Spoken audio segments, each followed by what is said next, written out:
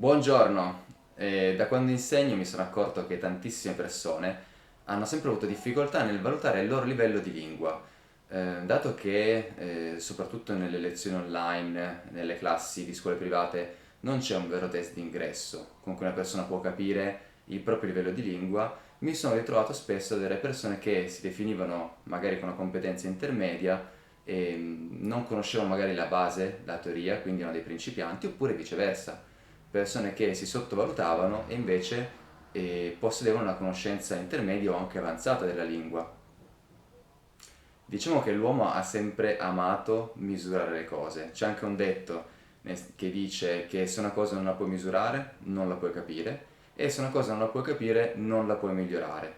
L'uomo quindi ha sempre voluto, ha sempre desiderato misurare, quindi immaginiamo un processo industriale dove valutiamo le singole fasi, la misuriamo, valutiamo le metriche, quello che oggigiorno vengono chiamati KPI, e tutto ciò ci permette di capire dove stiamo andando, come lo stiamo facendo e anche i nostri margini di miglioramento, quindi dallo sport, quindi personaggi dello sport, sportivi che si allenano ogni giorno, al lato scientifico, al lato industriale, come può essere anche un lavoro di program management, dobbiamo essere in grado di capire quello che abbiamo, il nostro livello di partenza, il nostro livello che vogliamo raggiungere e anche quanto tempo possiamo impiegarci per raggiungerlo.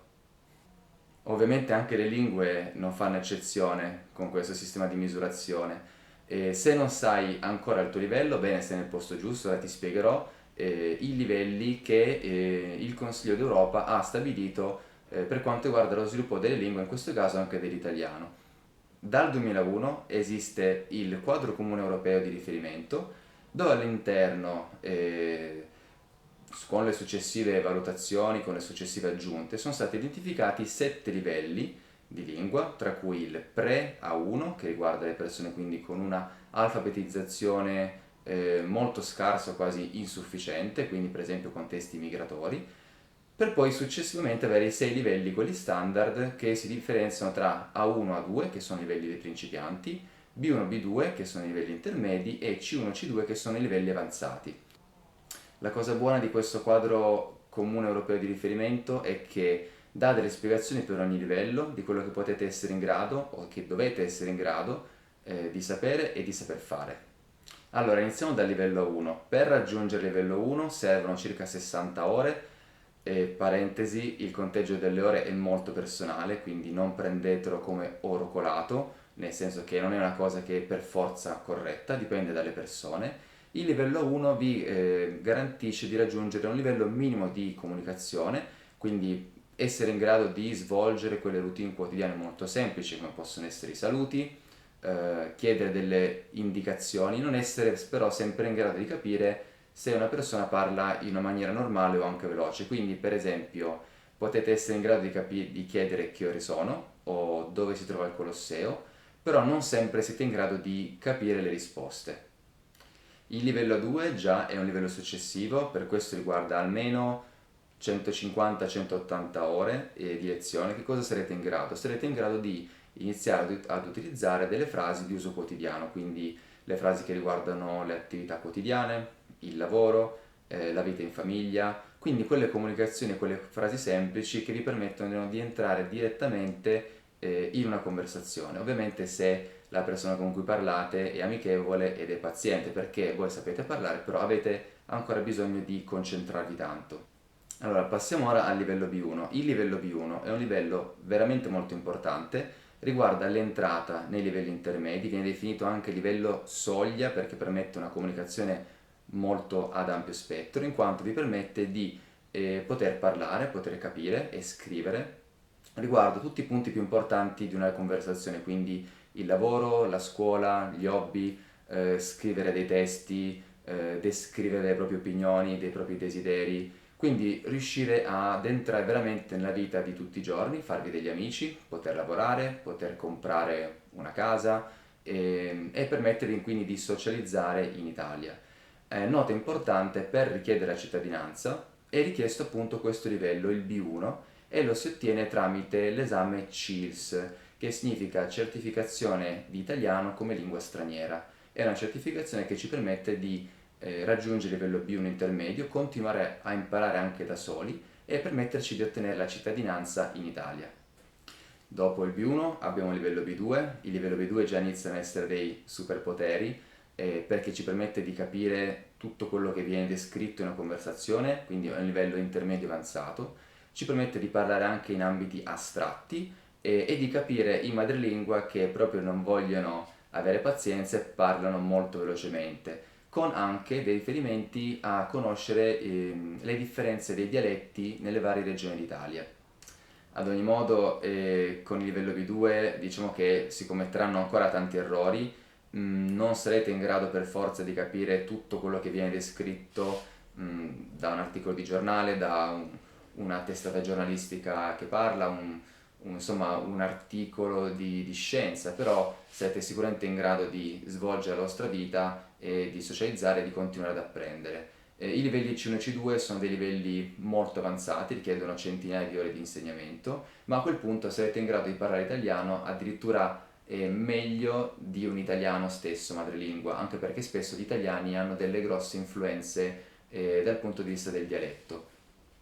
Il vantaggio è che questo quadro comune di riferimento è utilizzato in tutti i paesi europei, quindi è veramente un punto di riferimento nostro per capire il livello di lingua e anche essere allineati con un altro studente di un'altra lingua in un contesto europeo che può venire a vivere in Italia o può andare a vivere a partire dall'Italia.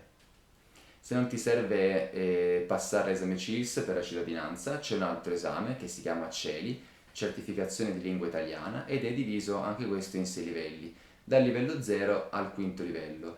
Il terzo livello, che equivale a un livello B2, è quello che per esempio ti permette anche di studiare in Italia, quindi se tu volessi frequentare un'università italiana, con il terzo livello CELI sei sicuro che ti possano accettare. E anche questo test, come il test CILS, si basa sulle 4 abilità principali, quindi ascoltare, leggere, parlare e scrivere. Immaginiamo, hai passato l'esame CILS oppure il terzo livello del CELI. Questo va a rappresentare che tu sappia realmente parlare italiano in tutte le situazioni e con anche una tua consapevolezza di quello che stai dicendo, di conoscere gli argomenti? No, l'esame CELI e CILS riguardano gli aspetti generici di una lingua. Ricorda che ovviamente per conoscere una lingua c'è bisogno di una vastissima conoscenza, quindi a 360 gradi. E poi soprattutto gli esami sono dei test che si valutano su un solo giorno specifico. Quindi immagina magari il giorno tu sei preparato, vai a fare l'esame, quel giorno invece non ti senti bene, ti senti malato, hai la febbre e il risultato non va a rispecchiare quello che tu hai realmente appreso. Quindi a fine giornata, anche se non superi l'esame CELI o CILS, che cosa hai in mano? Innanzitutto devi capire i tuoi obiettivi. Se l'obiettivo è ottenere una cittadinanza o ottenere un visto per poter studiare, quegli esami sono da superare. Ma può anche capitare che tu superi questi esami e vai a parlare con un italiano e ti rendi conto di avere ancora delle grossissime difficoltà. Questo perché è successo anche a me con altre lingue straniere, magari ti senti in grado perché conosci dei connettori come tuttavia, invece, e poi magari ti ritrovi a parlare con uno spagnolo o con un inglese, dato che io ho studiato inglese e spagnolo, e renderti conto che hai delle grandissime difficoltà a parlare la lingua. Magari sai come descrivere un processo industriale o sai come parlare di un programma scientifico o di un programma televisivo in italiano, ma poi hai difficoltà a fare amicizia in un pub, a socializzare, e questo perché gli esami di base ti danno una certificazione, ma non sono la sicurezza che tu poi possa parlare ed essere reattivo, molto fluido, molto veloce in tutti gli ambiti che per te sono importanti. Quindi se il tuo obiettivo è parlare italiano per poter venire in Italia e fare turismo, non penso sia la cosa giusta pensare a prendere direttamente la certificazione CILS o CELI, quindi devi pensare ai tuoi obiettivi, alle tue necessità, che cosa voglio fare, a me che cosa serve. Se ti serve parlare, allora io ti consiglio, inizia subito a parlare, iscriviti a un'app che spiega, insomma, che forma dal punto di vista linguistico, registrati, cerca un tutor con cui poter praticare la conversazione e qui in descrizione ti metterò un link di una delle piattaforme che secondo me è più valida per insegnare qualsiasi lingua, non soltanto italiano. E dato che sono un insegnante ti lascio uno sconto del 30% sulla prima lezione.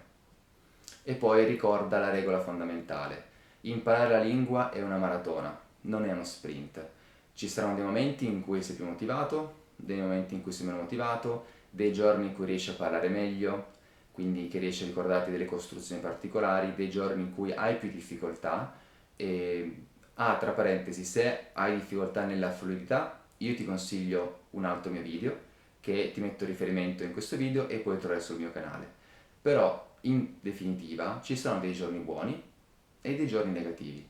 L'importante è valorizzare quando tu fai progressi e capire che esisteranno anche dei momenti in cui ti sentirai come di fronte a un muro, come che tu non riesca a migliorare, ma quello fa soltanto parte del processo, perché nel frattempo tu stai sviluppando un'interlingua, cioè una lingua che è una via di mezzo tra la tua, quindi con le regole grammaticali che tu conosci, e la lingua dell'italiano, quindi con le regole che tu pensi di dover utilizzare. Questa interlingua è molto importante. Non devi vergognarti di quello che hai, ti dice che cosa hai imparato e dove stai andando.